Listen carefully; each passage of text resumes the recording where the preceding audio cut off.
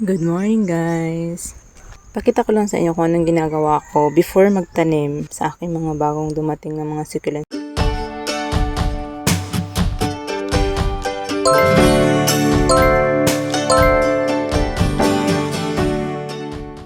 Yan si White.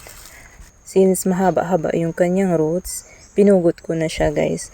Dati kasi hindi ako nagpupugot. Natatakot talaga akong galawin yung mga succulents ko guys. Lalo na yung mga bagong dating. Ang mas mabuti palang gawin ay linisin mo na sila kung merong mga excess na roots. Putulin mo kung merong matanda na stem. Gaya ng ginawa ko sa aking Black Prince.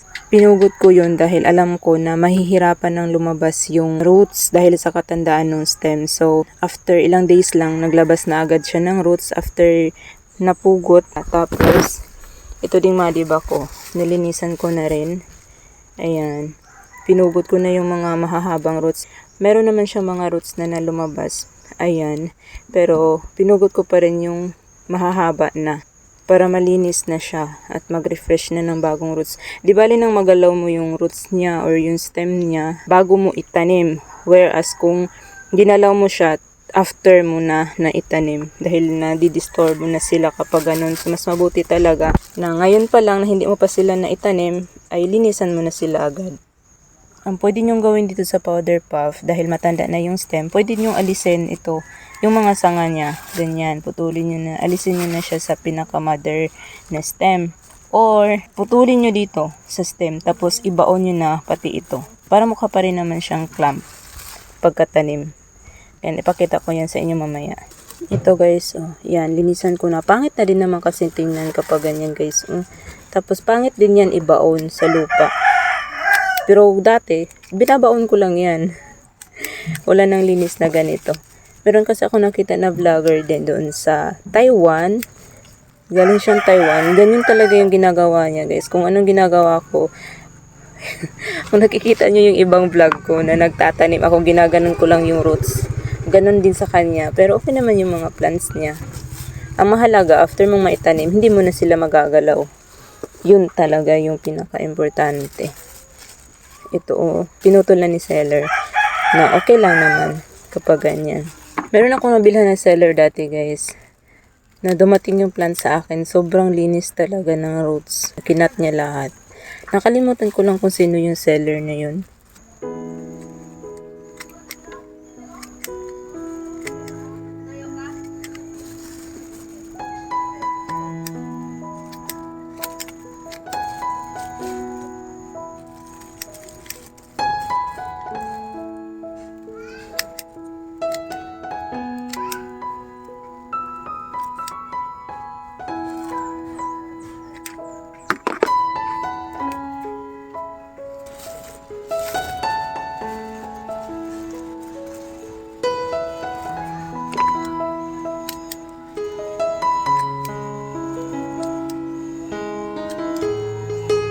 Di na rin, ano na rin kasi yan siya guys. Patay na ng mga roots. Ito ba yung mga ganito? Yan, dead na yan sila. Kumbaga, ano na lang yan sila. Sagbot. Parang damo. Tapos kapag malinis, mas lumalabas yung kanilang, yung roots, mga new roots. Kapag malinis. Yun yung napansin ko.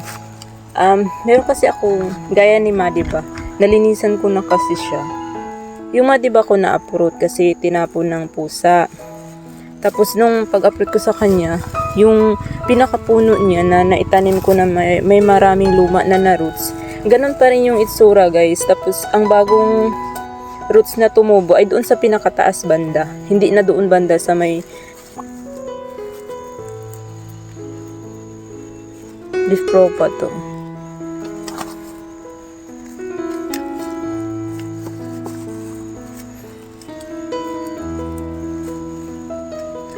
Yan. Tapos, mas madali itanim basta wala na yung lumang roots nila. Malinis na. Sa iba din, after nilang linisin, or bago nila itanim, ini-sprayhan muna nila ng alcohol. Sa akin naman, hindi na. Hindi ko na siya ginagawa. Okay na yung pugutan lang ng roots. Linisan ko lang. Pwede ko na tong puputulin hanggang dito. Pero hahayaan ko muna siya na ganyan, haba.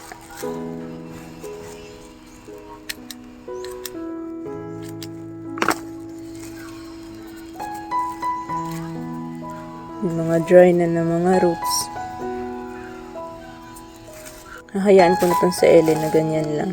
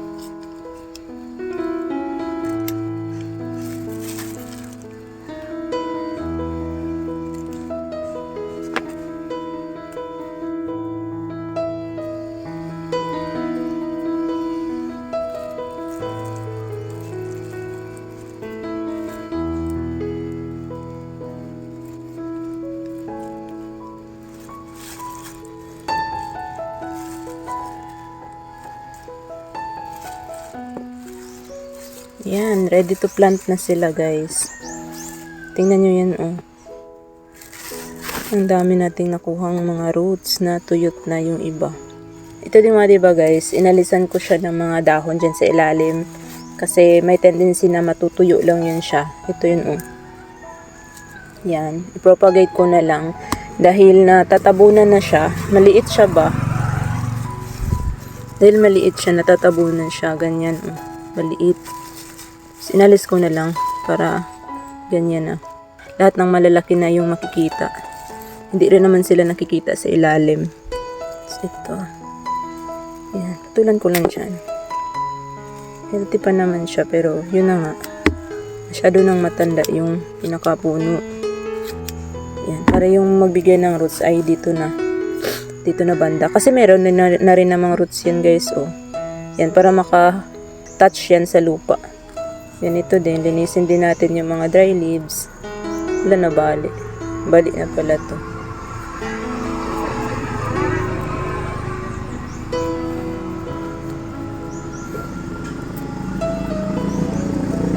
So,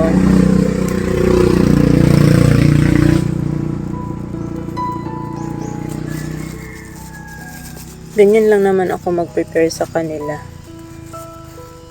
bago ako magtanim.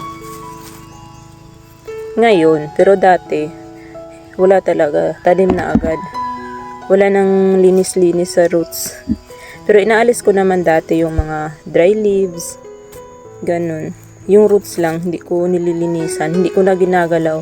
Takot akong galawin. Takot nga akong putulin, guys. Yung putul-putulin ba sila? Takot ako ganun. Pero ngayon, hindi na. Mas maigi pa rin yung linisan mo na. Tapos, after mong maitanim, wala nang gagalaw. Hindi mo na gagalawin para hindi na sila maistorbo. Mag-focus na lang sila sa pag-a-adjust sa bago na naman nilang environment.